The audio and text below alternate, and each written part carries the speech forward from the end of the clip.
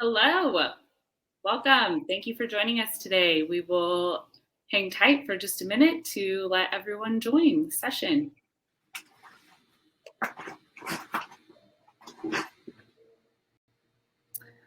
Awesome. See some more folks popping in. Well, we're so excited to be hosting our first Women in Tech US Creativity and Innovation Workshop today. We'll be covering the topic of creative perspective taking. I'll give a quick intro. My name is Stephanie Tatum, and I'm the marketing chair for the United States chapter of Women in Tech. And just want to kick things off with a little background about our organization. We're a global organization with a double mission of closing the gender gap and helping women embrace technology so that we can empower 5 million women and girls across the globe by 2030 and meet 5 UN Sustainable Development Goals along the way. We focus on education, entrepreneurship, social inclusion, and science and innovation. With the launch of this creativity and innovation program, we add another avenue to educate, equip, and empower women and girls with the necessary skills and also the confidence and opportunities they need to succeed in STEM career fields. Just a few housekeeping items before we dive in. First off, you can use the chat to say hello, and we encourage you to share comments and feedback throughout the session as well. It's a place for you all to connect with each other and also with our speaker today. So we will also save some time toward the end of the hour for Q&A. You can type in and submit any questions along the way throughout the session. Or if you want to turn on your video and ask a question live, we'll have some time at the end to do that. So you can raise your hand under the video Q&A part of the chat. So with that, it's my pleasure to introduce Genein Letford. She is our Creativity and Innovation Program co-chair at Women in Tech and is today's speaker. She's also a national thought leader, author, and creator of the concept of intercultural creativity.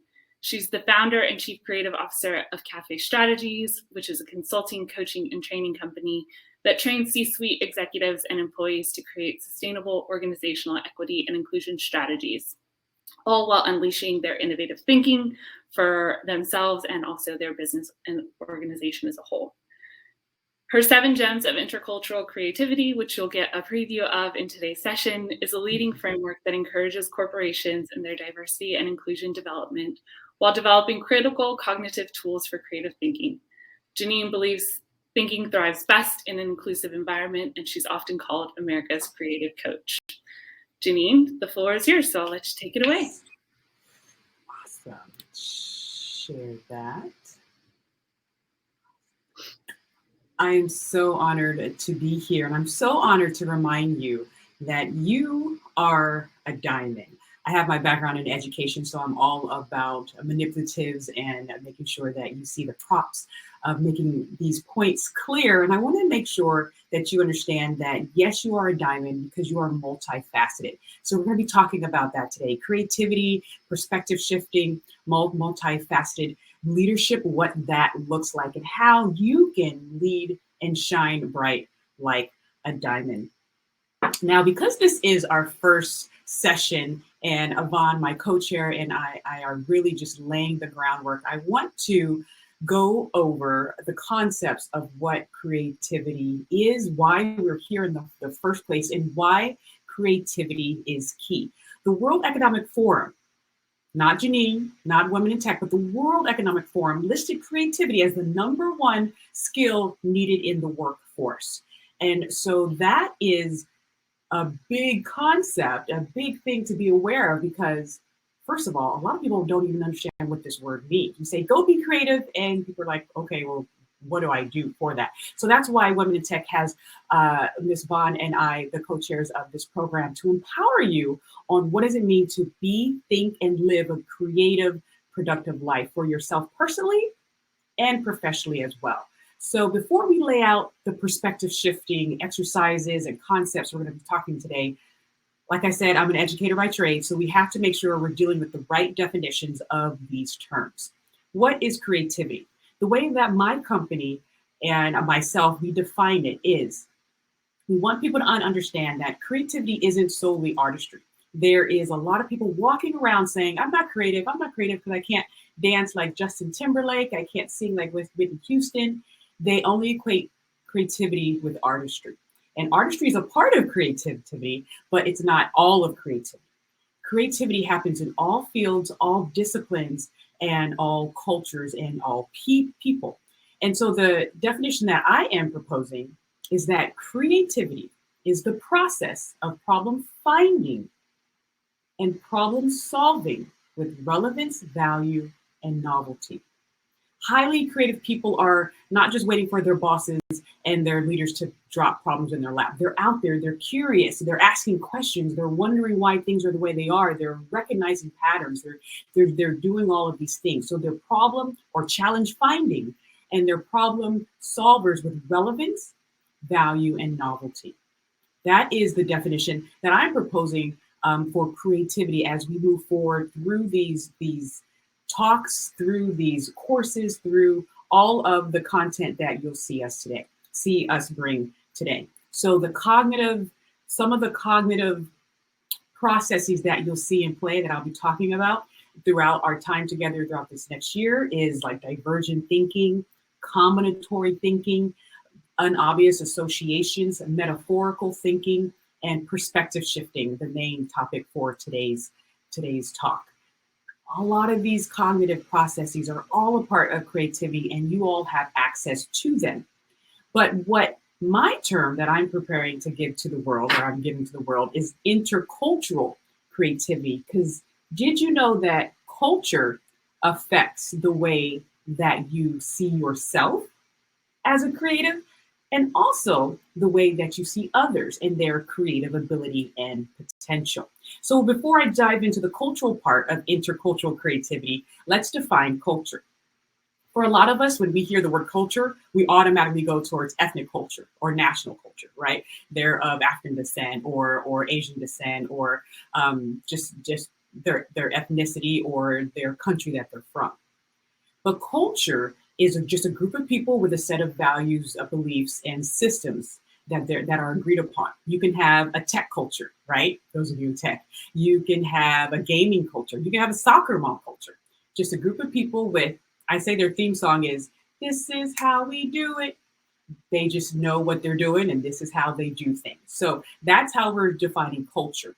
And so the topic of cultural competence is a person who is able to, they have the capacity to shift perspective, what we're talking about today, and to shift their behavior based on commonalities and differences by experiencing cultures and individuals with greater levels of complexity. So that's what I'm talking about when you hear me say cultural competence or intercultural creativity. Someone who is highly culturally competent, they're able to observe people, to see similarities and differences, and to shift their perspective and shift their behavior in different cultural situations. There's people who are very advanced at that and people who still need to grow. It's a developmental process in that. So before we start the perspective shifting exercises, we are going to quickly go over the 7 gems. My logo's a diamond, so I got to stick with the gem theme. We're going to go over the 7 gems of intercultural creativity. I'm so excited. The book will be out this month. It's with the 4 Matters now, and it goes deeper into these cognitive and emotional and creative practices within the 7 gems. Because what we figured out is that the same cognitive practices that enhances your creative thinking are the same set of cognitive practices that enhances your cultural competence. So you can train them together, you can develop them together, and that's intercultural creativity. So quickly, the first gem, creative growth mindset. You have to believe that you're creative. It is a capacity, like my co-chair says, Ms. Vaughn, that we all have this capacity to create. And it's also a skill that we all can develop. But if you don't believe that you can develop it, you're stopped in the tracks right there. So creative growth mindset. Cultural competency, it's a capacity that you can develop. Creative thinking, it's a capacity and skill that you can develop. Gem number 1. The next gem, I'm calling the empathetic way. That empathy and being able to have an emotional intelligence, that affects your creative thinking, and that also affects your cultural competence. they go hand in hand. People who are highly empathetic, they're able to see the environmental layout of the space, of the room, of people. They are able to see ideas that other people miss. The third gem, cultural observation. This is another workshop I love to do. You might see a little bit of it here. Highly creative people are very observant with their physical senses, with their intuition, with their spiritual, creative sense. They just are paying attention. The word observe comes from the Latin. It means to attend to. What are you paying attention to? So observation affects your creative thinking. It also affects your cultural competence. People who are highly culturally competent are very observant of the things, the patterns going around them. The fourth gem, curiosity. You can have creative curiosity, environmental curiosity of asking questions that no one else is asking, especially in your tech field, which is advancing faster than we can keep track. The highly curious ones are the ones who are ahead of the game. But also culturally, you can be culturally curious and learn more about the people who you are creating these tech advancements with. The fifth gem, which we're diving into today, perspective shifting. Now, you'll see I do a lot of brain research, and I even have brain, right? It's all about the models. And I partner with a lot of brain researchers, should I say. I don't do that directly myself, but all of our work is based off of neuroscience. And the neuroscience shows that perspective shifting, it's a creative skill, and it's also a culturally competent skill.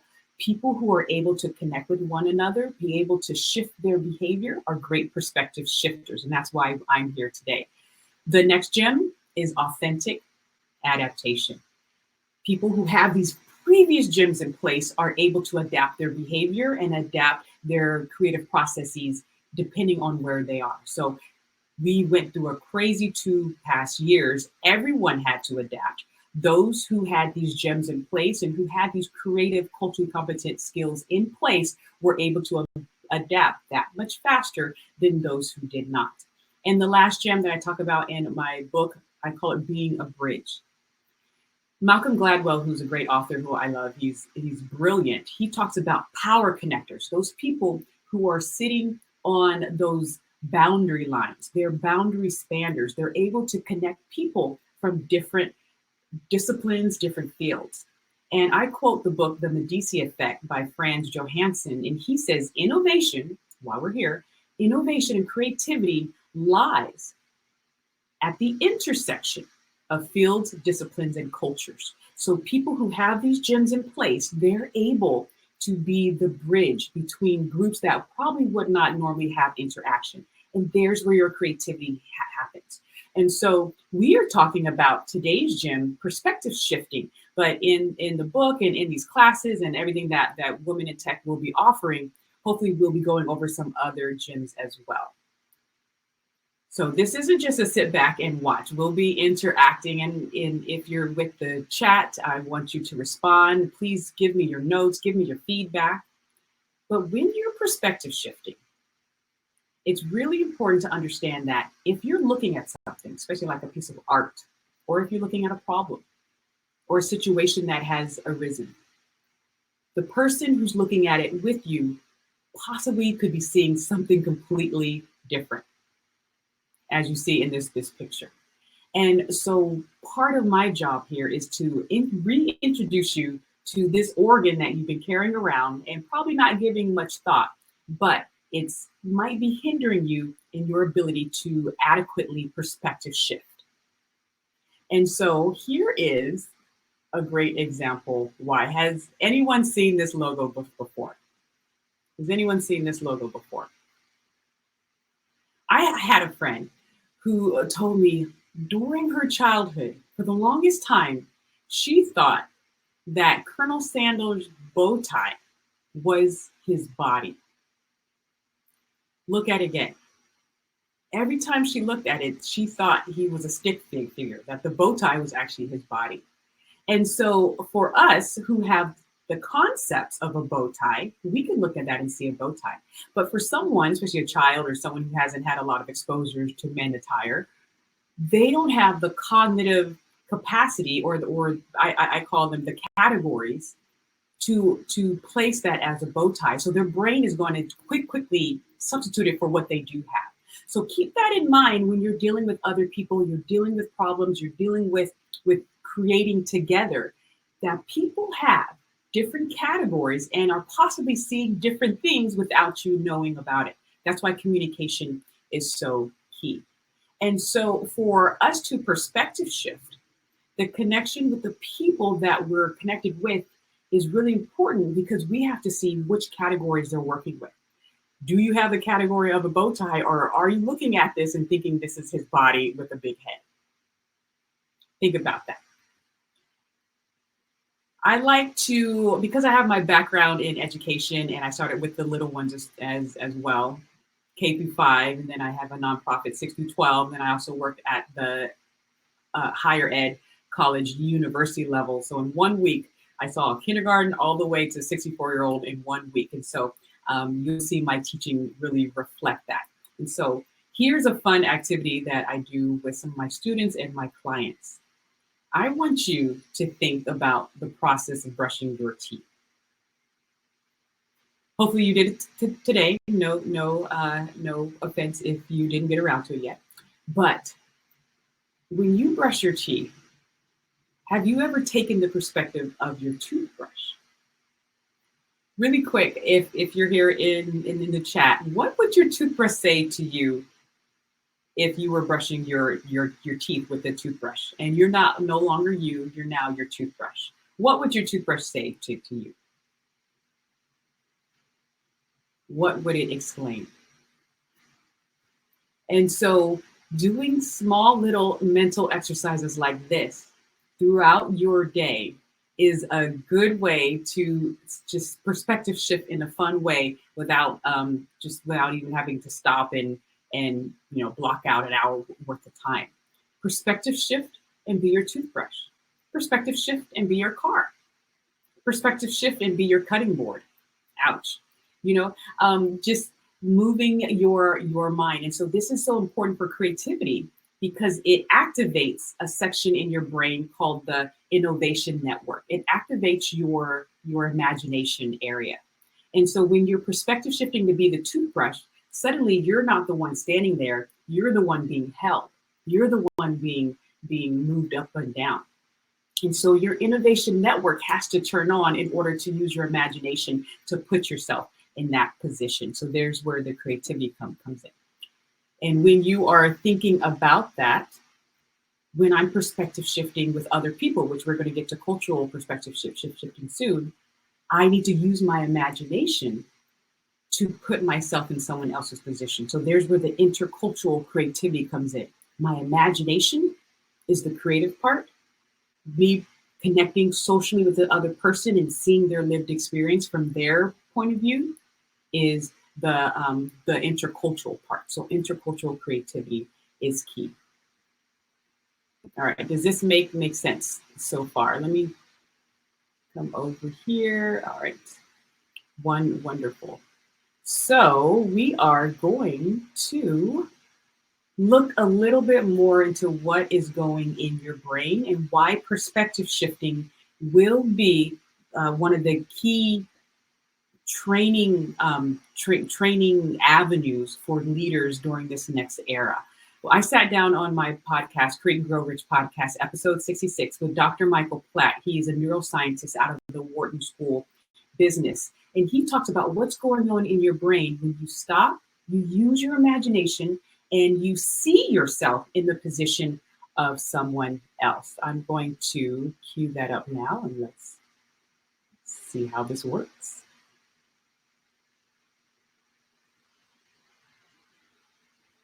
And it's loading, it's loading, it's loading. Some sort of troubling ideas about, well, if you're just born with a better, better functioning social brain network, you're just going to do better. You're going to be a better connector. And to some degree, that's a little bit true, right? But we also know that the social brain network is kind of like a dial, right? And you can turn it up. And in fact, you can change its structure and function by exercising it. So, and that exercise can take a number of different forms, even just interacting with more people, getting out, meeting people, talking to them, getting to know them, that's an important way to exercise your social brain. It will cause it to grow. And some of these other things that we talk about, like perspective taking the perspective of others, literally working on that every day for 5 minutes at a time will cause your social brain network in your head to physically change. And you'll actually be better at relating to people, once you've done that for a few weeks.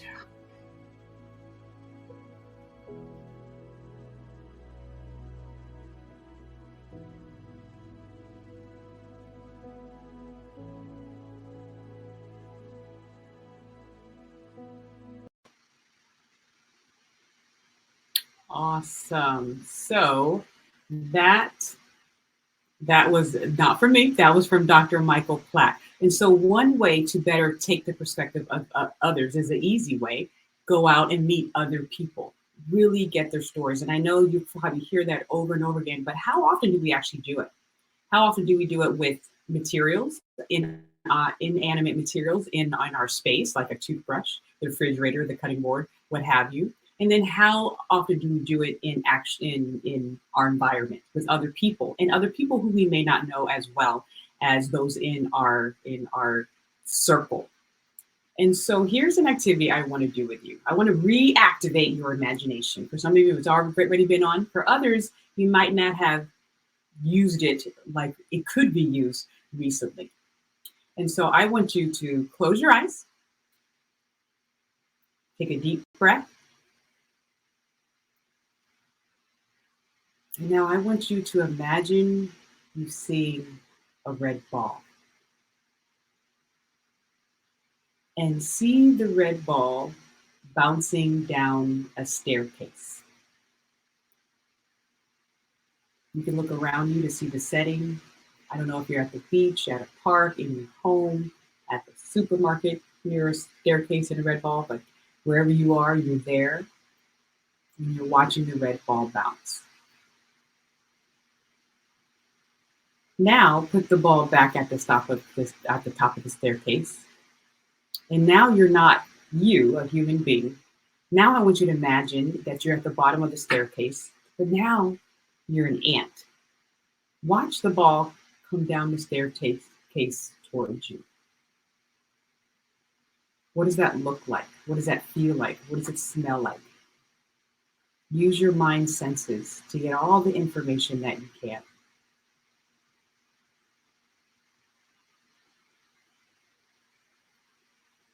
And now I want you to reset the scene and put the ball back at the top of the staircase. And now I want you to imagine yourself as a bird. You can choose whichever type of bird you want to be, a hawk, an eagle, a crow, a raven. And imagine you flying over the staircase and you see the ball descending down the stairs. What do you see? What do you hear? How do you feel? What do you sense? All right, so you can open your eyes now. Take a deep breath. I always do breathing exercises when we do our imagination exercises because your brain needs oxygen and your breath always grounds you. So really big on breathing into your diaphragm, breathing deeply, and letting your body reset. And so this isn't Zoom like I'm used to Zoom. Let me see, session. Okay, there you go.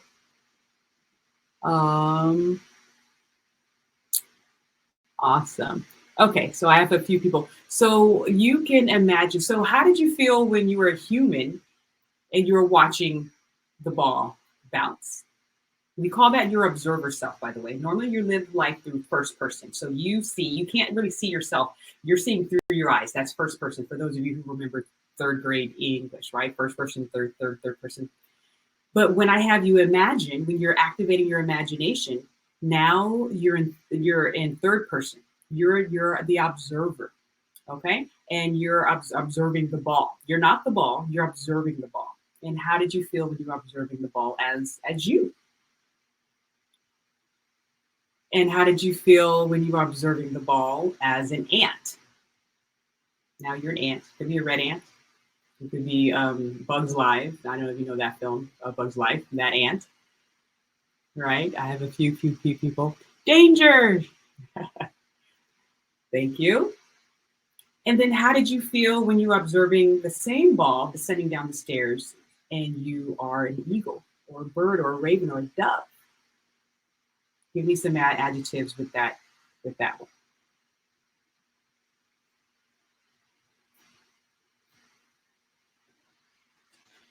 And so there's a few points I want to make with that.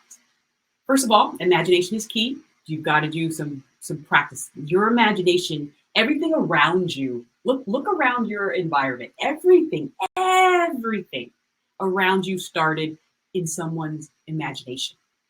Okay, this light that's shining on me, this coffee cup, this brain model, right? Someone had to imagine it, and then they probably sketched it out, and then it came to fruition, right? Some of us are in jobs where you have to have an active imagination, and other people may be in more routine rote jobs where it's not needed.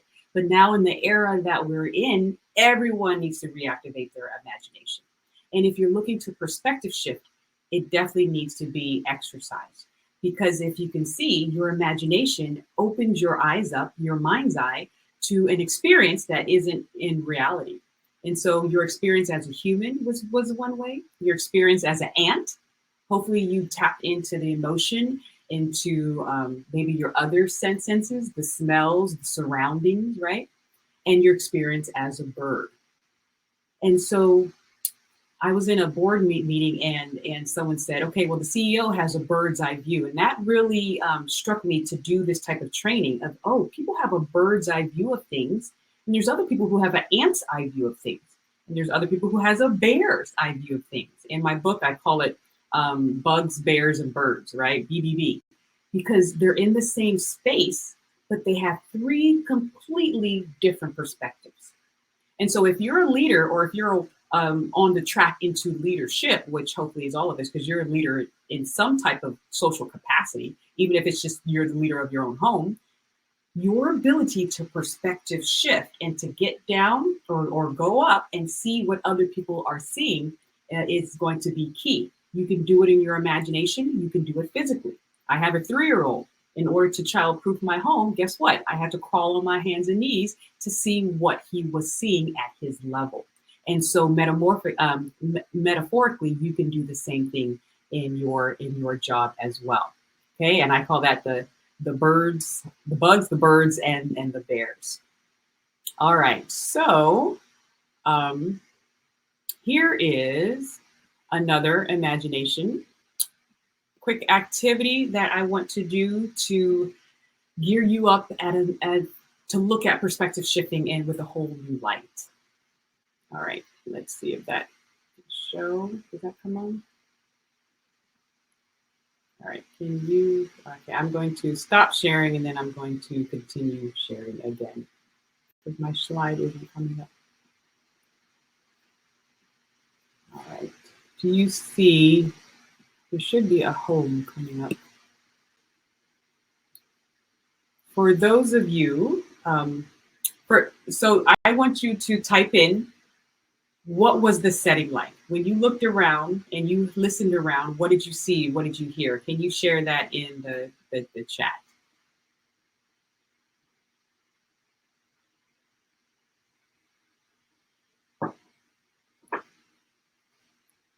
And now, what did you do when you were in the home? What were you doing in the home? What did it feel like? What was the emotional climate? You know, what were you physically doing? What did you see? What got your attention, right?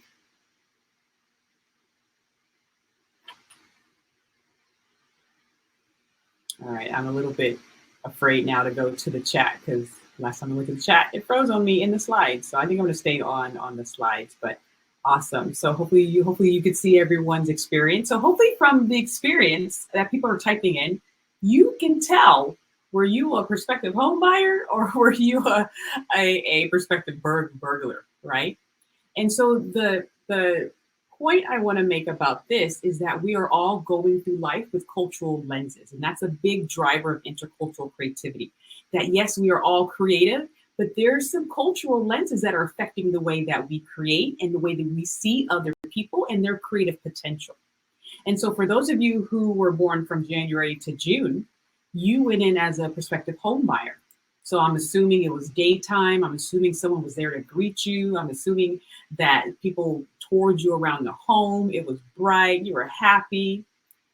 That may not have been the case for those of you who had the label, the title of a burglar.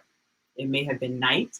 You might have been by yourself or with another burglar. I'm not sure. You certainly weren't led into the home by the people who lived there.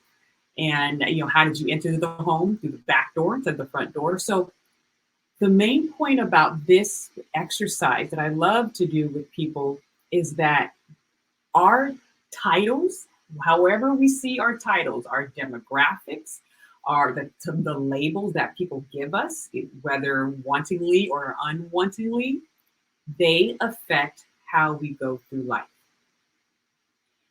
This is something that I have with my company called the Diversity Diamond. Like I said before, hey, who doesn't like a good ethically mined diamond, right? And so we're all about the diamonds and the gems and the gemstones. But this is the Diversity Diamond, and I'll bring it up a little bit closer. If you can see, and we can have this email. Normally I do send out a PDF, but a lot of times when we hear the word diversity, we only think about 3 or 4 demographics, right? Your gender, your ethnicity, maybe your sexual orientation, and maybe your faith or religion or things like that. There's like 4 that come to mind. But this diamond shows all of the lenses people are carrying, and a lot of it is we're not even aware of it. That's affecting how we have experiences, and it's affecting our perspectives and the perspectives of other people. So things like being able-bodied, so there's things like age, right? That's something that we'll all go through. Hopefully, that youth, right? Young, middle age, elderly age. That's something that we all go through. And your educational level. So there's all these factors that are affecting the way that we encounter challenges, encounter problems, that we interact with one another. And it affects our ability to perspective shift, because we have to be able to understand what other people are seeing. And so when you look at this diamond, you look at some areas that you weren't even aware of. For instance, I have a 3-year-old who was an infant at one time. And once I had him, I didn't know that the airport had so many nursing rooms available for nursing moms. I never saw them at all before I had my son. And that's because that was a demographic that I was not a part of. So my observational skills and my perspective was not focused on that. And now that it was, I'm very much aware when there's buildings or establishments that don't have areas for nursing moms when I was in that position. And so things like that, ramps, I don't deal with wheelchairs in my personal life, but I had strollers, and some people do have family members or their caretakers where wheelchairs are a part of their experience. Now I'm very much aware of buildings that are not up to code with their ramps and things like that. And so shifting the perspective to other people's experience and using your imagination to see, to feel, to hear, to taste, to have the intuition of what it's like to be in a wheelchair in a building that is not up to code. And then you awake from that, and now you're able to better make informed decisions because you took that time to use your imagination. That's why this is a creativity aspect, because you need to use your imagination to put yourself in that position. So this is a great tool, this Diversity Diamond, to really get people aware of all the other elements that are affecting their team members' ability to make choices, decisions, hire, bring on, onboarding, all of these decisions that we make throughout our professional lives and our personal lives as well. Another aspect I want to bring up that affects your perspective shifting and that you're going to do yourself is avocados. So you're like, avocados, Judy, what does avocados have to do about creative thinking and perspective shifting? Here's a quick story. I was with a friend around 25 years old, and I went out to eat with her. And she asked me if I wanted avocados on my hamburger. And I was like, oh, avocados? No, not really. I never really, had them. She's like, what? You never had avocados, like on your hamburger or on your salad or anything like that? I was like, now that I think about it, no. And so I tried it, right? Being a creative person, the number one element of a highly creative thinker is openness to new experiences. Keep that in mind. And so I tried it and I loved it. And then I kept experimenting with it. And I was creative with it. And it's like nature's butter. It's so amazing. Go avocados. Who out there likes avocados? Put it in the chat if you like avocados. And I called my mom. And I was like, Mom, how am I a 25-year-old woman and I have never had avocados before? Like, what happened there? And she very plainly said, well, you never grew up with avocados because I don't like avocados. And I was like, what? You robbed me of 25 years of experiencing avocados, being creative with avocados. You can do it as a mask, on your hair. The wonderful world of this vegetable or fruit, I don't really know, of this fruit, because I guess it has a seed, you robbed me from because you don't like avocados? And she was like, yeah, I controlled what came into the home. I went grocery shopping and I don't like avocados, so I just never bought them. And so that's a funny story to really make clear a very serious point. The cultures that you grew up in, whether they be your home culture or your school or whatever culture, right? Your place of faith, if you go to one, those are cultures. Those are cultural systems. They regulate what you're exposed to. And so I could have had a whole childhood of avocado wonderment and cuisine, creativity that I was not exposed to because my mother did not like avocados. So with that, I challenge you to think about, where are your avocados? Like I said, this is a funny story, but it could be a very serious aspect as well. There's, there might be people who may not have access to other types of people, either because of geographical reasons or because of other reasons. There's biases going on. There's discrimination going on. There's just sometimes you just don't see the importance of making connection. There's just experiences and all of these demographics that you might not have access to. And when your perspective shifting, how can you shift to someone's perspective if you have not even had access to that source? And so I have people really think about, okay, so the demographic of ethnicities. Are there any ethnicities in my classroom, let's say, or in my team that I did not have in my past? I had a student from Sri Lanka. I've never really dealt with the Sri Lankan culture at all. And so I had to do extra work in order to make that connection with my Sri Lankan students, because people learn from people who they're emotionally connected to. And so doing the work around this diversity diamond to find your avocados is work. It's work, but it will increase your ability to better perspective shift when you have to create with the person, when you have to understand where the person is coming from. All right, so, and here's just a little fun fact. I don't know if there's any, just if you like research and just little fun facts about how your brain works. Culture influences observation, and culture influences how you perspective shift. These are, what are they called? Hopscotches around the world. America is not the only place that has hopscotches or hopscotch. And for those of you who are really, really maybe in a generation younger or a generation or two younger than mine, a hopscotch is a game where you jump through the boxes or shapes to get to the end. But hopscotch is actually found around the world. And what the research has shown is the way that the hopscotch is, whether it's rectangular blocked, whether it's spiral. So you see the ones at the bottom are spiral, some are circular, some are diagonal. It actually affects or affected from the generations that played hopscotch in their childhood, how they created in their adulthood. Cultures who had spiral hopscotches had more spiral architecture in their cities and in their arts, and just the different areas that the people created in. People who didn't, you see less spirals in art. Like America, we don't have spiral hopscotches, so you see less spiral in our architecture. We're more blocked. And so I bring that up to make sure you understand the point that your formative years, 0 through 12-ish, really dictates how you see, how you observe, and how you perspective shift in your adult years.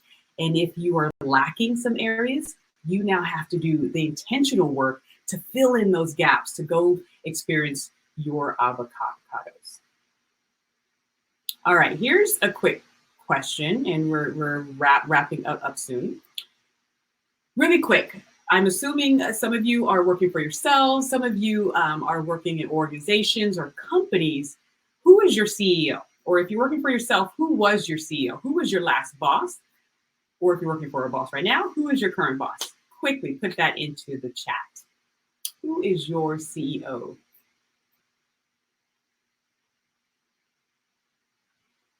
All right. Now, the next question that you can see at the bottom, when you were in the office, for those of you who were in the office prior to the pandemic, who's the name of your janitor or your front desk person? Who's the name of your janitor or your front desk greeter or office front desk person? Surprisingly, most of us, 99% of us, can rattle off the name of our CEO, right? We can rattle off the name of CEOs of companies we don't even work for, correct? But not too many of us can rattle off the name of our janitor. And so this greatly influences our ability to perspective shift when we have missing people from our lives due to position. Remember the last imagination exercise, I said that titles and positions and labels greatly affects how we go through life, but it also greatly affects how we initiate with other people and how we take the time to shift their perspective. And so when you look at this diversity diamond, and if you want to copy, just email me or you can reach out. When you look at this diversity diamond, ask yourself, are some of the demographics, am I a dominant position demographic on this diamond, or am I a non-dominant or marginalized position in this one? And how is it to be the other position? And so for education, you know, I have a few degrees. You would consider me a part of the dominant field or group in that education status position. But someone maybe with a 6th grade education who's an adult is having a completely different experience than I am, who went through higher ed. And so for me to take the time to see, okay, well, what issues could they be having and how could I be assistance, or how can I assist my students and my younger clients to help with that. But understanding that other people are having a different experience is key. And so sometimes we don't take the time to look at people in non-dominant positions or marginalized positions and see what that means. And here's why this is important. I'm going to let you see Dr. Michael Platt again, and he's going to talk about why taking the time to look at other people in other positions is key for your brain.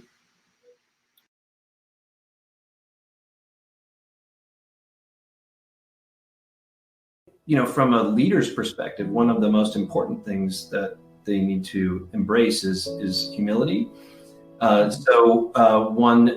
One quite surprising but fascinating effect that we've seen of kind of thinking you're better than other people, or literally being higher in a hierarchy, like having a really strong hierarchy, is this turns down your social brain network. So it's like, you know, when you're up here, you're basically not taking the perspective of anybody. So I think doing what you can, even if you need to have a hierarchy in place, like sometimes in the military where you have to have a strong chain of command, you can still embrace the sort of culture of having a flat hierarchy, in the sense of relating to everybody, talking to everybody, actually paying attention to them, looking them in the eye? Are you the person who walks past, the people who are cleaning the office and never says a word to them, or do you actually engage in conversation? That I think that's critical for creating the right type of culture where everybody can thrive.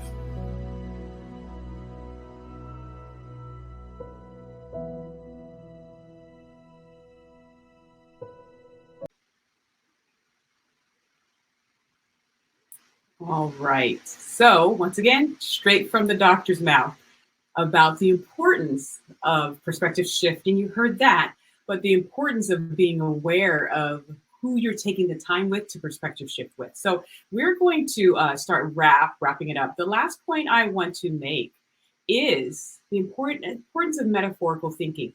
This is something that my co-chair, Ms. Vaughn, and I do a lot. And so she might be bringing this up in her presentations as well. But I'm so glad we're both focused on it, because metaphorically, those who are good metaphorical thinkers are great creative thinkers and culturally able to connect. A metaphor is a bridge. And when you're looking to perspective shift, you're looking to bridge your experience and see connections with another person's experience and just see what's going on and then how you can make it right. So get your questions ready. Combinatory play is the essential feature in productive thought, says Albert Einstein, and to unleash the mind's creative energy, multiply metaphor by the square of the speed of thought. Metaphorical thinking strikes the spark that ignites creativity. So your homework, I am a credentialed teacher by the state of California, so I can give you homework. Your homework now is to think of a metaphor that describes you, okay? I love the animal that I do is the eagle, and the object that I do is the diamond. I'm multifaceted. I had a lot of heat and pressure at the beginning, but here I am shining bright, things like that.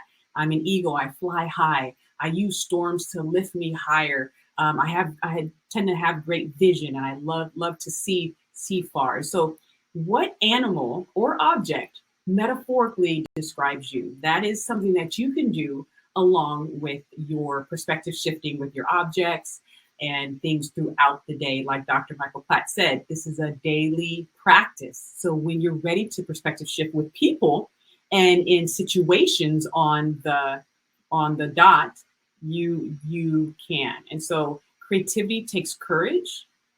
Perspective shifting takes courage and initiation and time and sometimes emotional commitment.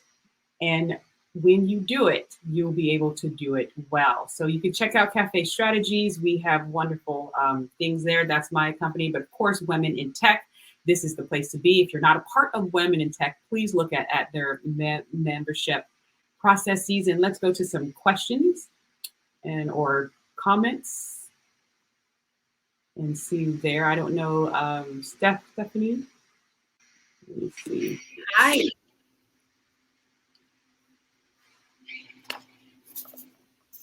Okay, yeah, we do have a couple questions coming through, Genein. So I love some of the strategies that you shared, but one of these questions is, if you're not in a leadership or management position, how would you go about implementing some of this with your team? Do you have any tips on kind of how to start those conversations? I would first reanalyze that term leadership. I think I mentioned before, you may not think you're a leader, but you are a leader. Number one, you're the leader of you. You're the CEO of you. And number two, you also need to look at your spheres. It could be your leadership of your home. Like my husband and I co-lead this home. I'm the leader of, my former classroom, if you're a place of worship, Girl Scouts, community things. So you'd be surprised all of the entities that you're actually a part of that you are a leader in. Now, if you're talking about professional, like work leadership, being aware that everything you do has an effect on the people around you, whether you're not in a leadership or you're a co-peer. There's a topic called social contagion.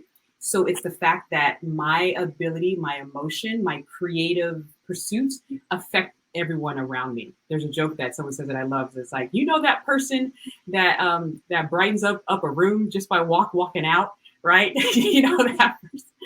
And so you don't want to be that person. You want to brighten up a room by walking in.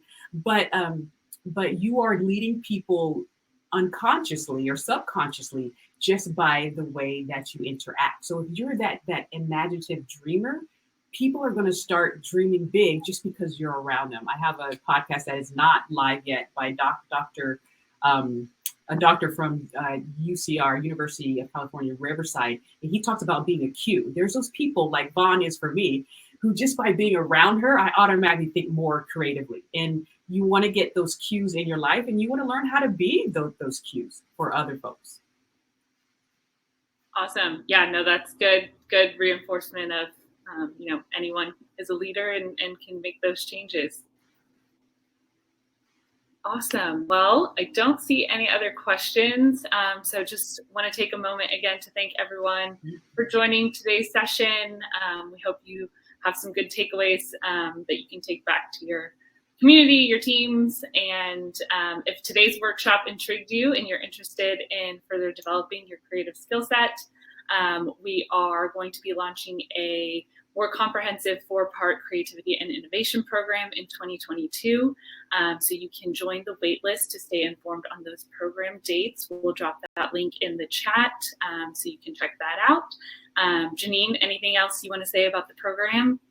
Yes, just the last point is there's something called the half shelf life, meaning that the technical skills, the C++ or whatever tech skills you're learning now, they have a half shelf life because technology is moving so quickly. So that means the skills you learn today, half will be obsolete in five years.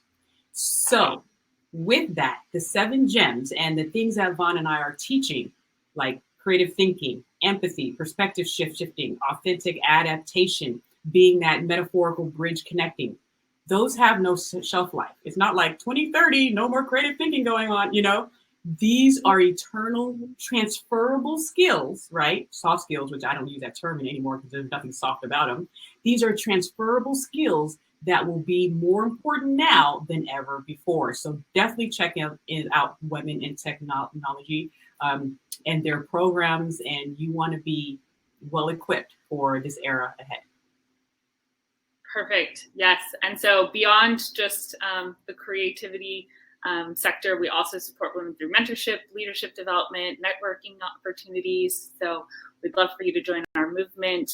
We've also included a link there in the chat so you can do that. And otherwise, just follow us to stay informed on any of these topics. The best place to find us is LinkedIn or Instagram. It's at Women in Tech USA. And with that, thank you again, everyone, for your time today. We hope to see you soon and have a wonderful day.